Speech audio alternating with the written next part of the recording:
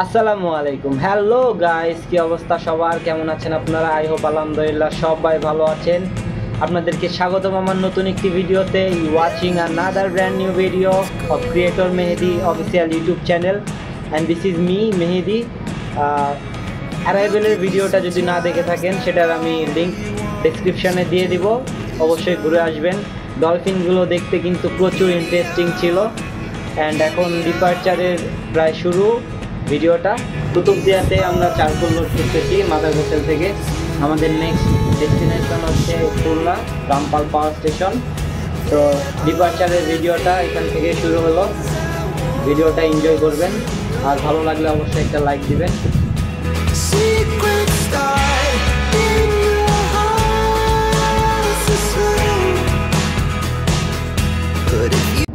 আসুন জেনে নিই এত বড় জাহাজ কিভাবে সামনে মুভ করতেছে। জাহাজ চলার প্রধান উৎস হিসাবে আমরা ফসিল ফুয়েল বা জীবাশ্ম জ্বালানি ব্যবহার করছি। জীবাশ্ম জ্বালানি বা ফসিল ফুয়েল খনি থেকে উত্তোলনের পরে রিফাইনার থেকে রিফাইন করে এবং প্রসেসিংয়ের পরে বিভিন্ন ক্যাটাগরিতে ভাগ করা হয়, যেমন diesel, petrol, octane, heavy fuel বা জেট অয়েল ইত্যাদি ইত্যাদি। তো টপিকে ব্যাক আসি। ফসিল ফুয়েল বা জীবাশ্ম জ্বালানি ইঞ্জিনের সিলিন্ডারে প্রজ্বলনের মাধ্যমে যান্ত্রিক টর্ক শক্তি উৎপন্ন করে এবং সেই শক্তি পরবর্তীতে ফ্লাইহুইল হইতে স্টেপ ডাউন গিয়ারবক্সে প্রেরণ করা হয়। অ্যান্ড স্টেপ ডাউন গিয়ারবক্স শক্তিকে ফিক্স রেখে গতিকে কমিয়ে আনে এবং তারপরে সেই শক্তি মানে সেই টর্কটা সরাসরি প্রোপেলারে প্রেরণ করা হয় এবং প্রোপেলার পানির ভিতরে পানিতে একটি থ্রাস্ট উৎপন্ন করে। এবং আমরা জানি নিউটনের দ্বিতীয় সূত্র অনুযায়ী প্রত্যেকই প্রতিক্রিয়ার একটি বিপরীত প্রতিক্রিয়া থাকে, মানে প্রতিক্রিয়ার একটি বিপরীত প্রতিক্রিয়া থাকে। সেই ক্ষেত্রে প্রোপেলার যখন পানিতে একটি থ্রাস্ট শক্তি মানে ধাক্কা তৈরি করতেছে এবং পানীয় বিপরীতভাবে তাকে প্রোপেলারকে একটি ধাক্কা দিতেছে, এইভাবে জাহাজ সামনে এগোচ্ছে। এই জেলে নৌকাগুলো খুবই বিরক্ত করে। আমরা লোড জাহাজ নিয়ে কিভাবে তাদের এত জাল প্রোটেক্ট করে যাব? ওরা জাল সাগরে ফালাইছে ঠিক আছে, বুঝলাম, তো এই লোড জাহাজ নিয়ে কিভাবে এত জাল প্রোটেক্ট করে যাব? আরে বেটা, তুই যে ঢিলাইতেছস, তোরা যদি ঢিলা না শুরু করি তোর পারবি?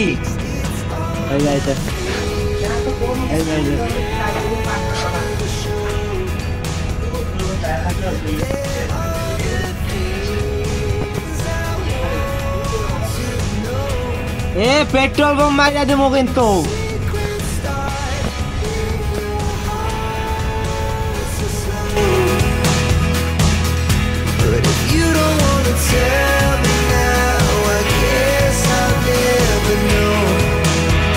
সাগর শান্তই রয়েছে, শুধু ডিস্টার্ব করতেছে জেলেরা।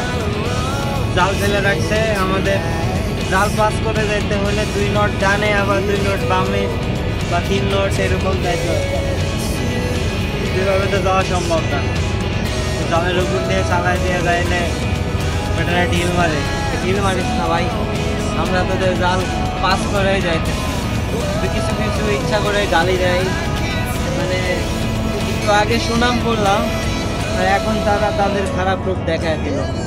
দেখ, আপনাদের জন্য আমাদের জন্য আমার জন্য ভালো হলো, ভালো গুণও জানতে পারলেন, খারাপ গুণও জানতে পারলেন।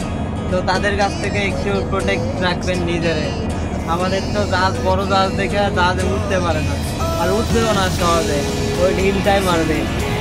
কিন্তু তারা একসময় জলদস্যু হয়ে যায় যখন তাদের পেটে লাথি লাগে। আবার কিছু কিছু ইচ্ছা করে শয়তানি করে করে। দুপুরবেলা নাকি আবারও ডলফিন দেখে গেছে। ডিপারচারেও ডলফিন দেখাইতে পারতাম আপনাদের, কিন্তু আমার কেউ ডাকেই নাই, আমি ঘুমাচ্ছিলাম। কলে ডিউটি করে ঘুমাইছেন, এই জন্য আর ডাকি নাই। ঠিক আছে, তো আমি যে মিস করলাম।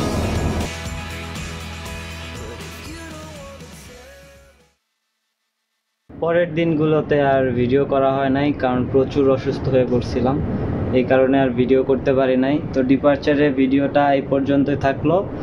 If you like this video, যদি ভিডিওটা ভালো লাগে থাকে তো অবশ্যই একটা লাইক দিবেন আর সাবস্ক্রাইব করতে ভুলবেন না। সাবস্ক্রাইব করে বেল আইকনটা অল প্রেস করে দিবেন, তাহলে আপনার কাছে আমার আপডেট ভিডিওর নোটিফিকেশান সবার আগে পৌঁছাবে। তো ভালো থাকবেন, দেখা হবে নেক্সট ভিডিওতে। Tata, bye bye.